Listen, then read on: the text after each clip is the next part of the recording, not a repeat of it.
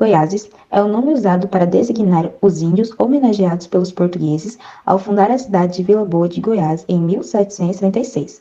Pouco se sabe sobre a história dessa nação e muitos mitos inverossímeis foram criados com o objetivo aparente de evitar que futuros desbravadores temessem os índios goiáses.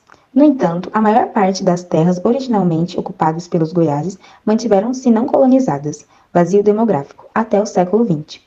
Supõe-se que parte dos goiáses desapareceu por surtos de cólera e confrontos com bandeirantes paulistas, enquanto outra parte migrou-se com portugueses, originando a população goiana do século XVIII e XIX. O pontapé da história de Goiás se deu com a chegada dos bandeirantes vindo de São Paulo em busca de ouro, no final do século XVII e início do século XVIII.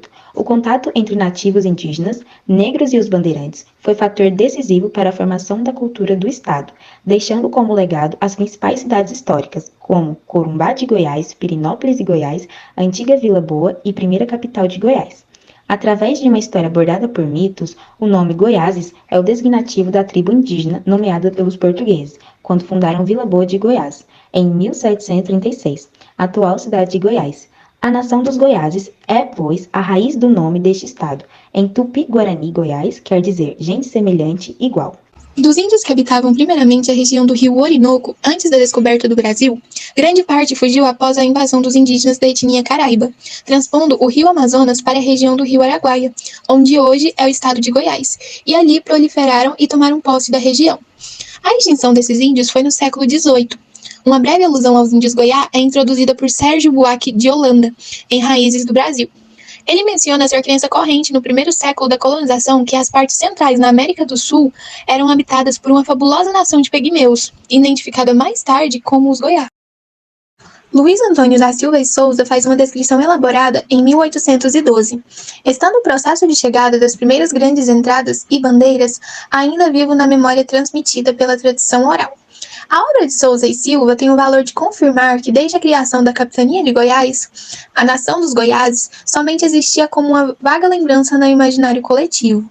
Silva e Souza compôs o verbete que condensa a definição que, desde o século XIX, é dedicada geralmente para o termo Goiá.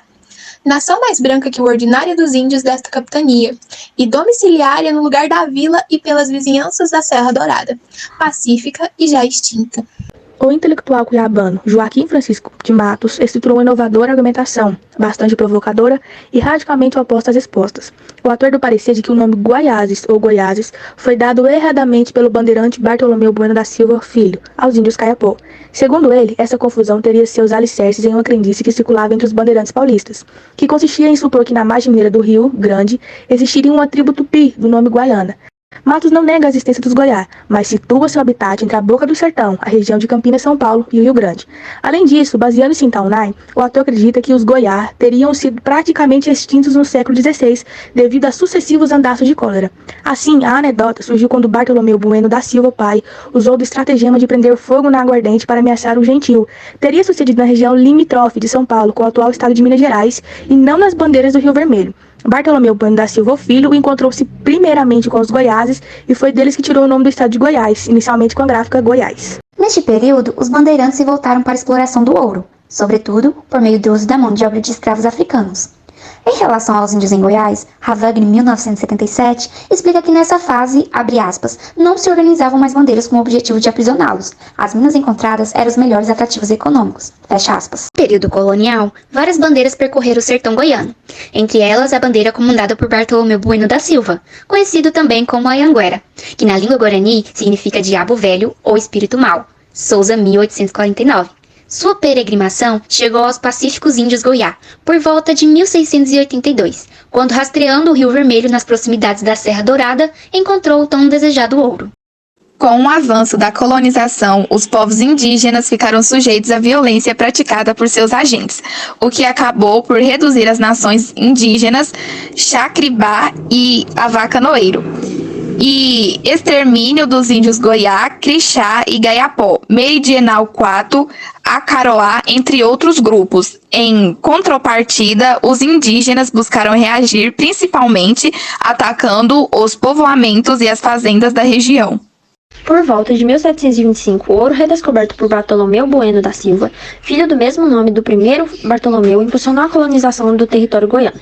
Nesta fase, denominada por Souza III como a Idade do Ouro de Goiás, foram criados vários núcleos de povoamento. A exemplo do Arraial de Santana, fundado em 1727 e elevado à condição de vila em 1739, quando passou a se chamar Vila Boa de Goiás, em atenção a Bueno, seu descobridor, e ao Getúlio Goiá.